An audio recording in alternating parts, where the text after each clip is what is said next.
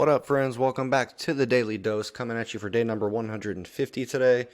We're going to be going over Job chapters 38 and 39. We're also going to be looking at Psalm 145 today, and this is our 150th day of our Bible reading plan. So, woo woo, shout out to 150 days, going strong. All right, so I'll try to make this one brief today. We are looking at a section where the Lord speaks, right? So up to this point in the book of Job, we read kind of the little narrative about what happened to Job, and then it's been kind of a conversation, right? Job would make a statement, and then his three friends would converse kind of back and forth with him. And then we were introduced to somebody else the other day, Elihu, who spoke. Now it looks like it's God's turn to speak. Let's see what God says. So I'm going to start off looking at verse number 2, and we'll just kind of go from there and make a few notes on verses 2 through 11. It says, "Who is this that obscures my plans with words without knowledge?" Right? So to me, right there, it seems like what God is saying is, somebody is saying all these words, but they don't have the full picture. They don't have all the knowledge. They don't know exactly what they're talking about, right? They don't know exactly what they're talking about. And let me get a little bit better lighting here. Hang on one second. That's a little bit better. Let's try this one. Ta-da! And we have light. Okay, sorry about that. Continuing on, where was I? All right, so yeah, words without knowledge. Words are pretty meaningless, and they can do a lot of harm when they are used without knowledge, when somebody doesn't know what they're talking about, right? So and then it goes on to say, "Brace yourself like a man. I will question you, and you shall answer me." Ooh, that would make me pucker up a little bit, right? If God were to say, "Look, brace yourself like a man. Brace yourself like a man. I'm about to question you, homie." Because Job has been questioning God and saying, "God, if you were here, I would question you in court and I would get answers. But you're not here, so I can't question you." And Job has been throwing all of these questions in God's direction. And now God is like, "Ha ha, I'm going to question you, bruh. How about that?" So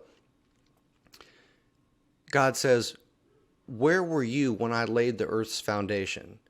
Tell me if you understand." Right?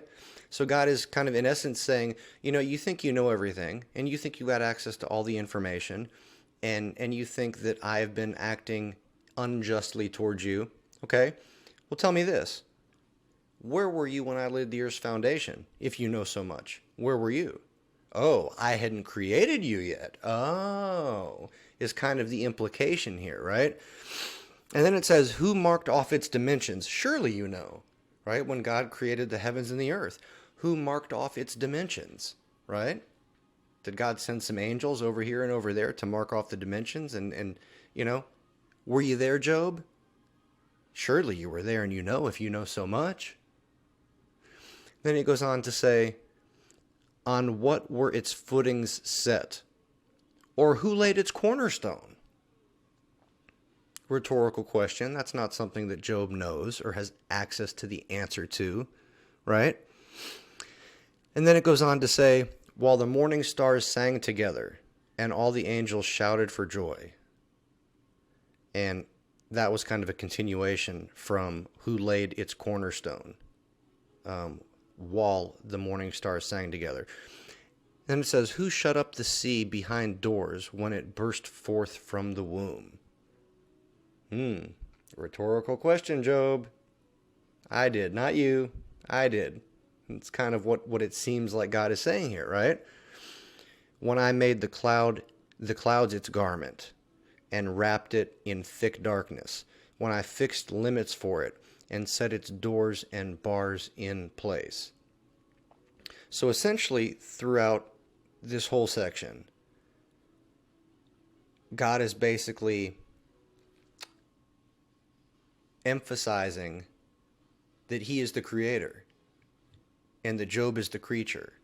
and that God has access to way more information than Job does, that God is way more, infinitely more powerful than Job is, right? Essentially, God is saying, oh man, who are you, Job? Who are you to question God Almighty, right? And sometimes it can be easy for us as creatures to question God. I know I have been through various situations and I've said, you know, God, I thought that I was honoring you and obeying you by getting into this certain situation the way that I got into it. But then once I'm in that situation, it seems like a really bad situation, right? It's not going the way that I planned. Um, I'm pretty miserable in it. And I'm thinking, God, why did you let that happen? Right? I thought I was doing what I was supposed to do. And now I'm stuck.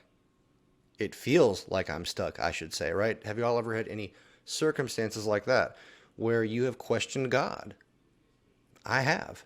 So I'm hoping that y'all can relate to that. But anyways, that's all I got for y'all for today. So thank you so much for being here. Thank you for your time. And until we meet again, deuces.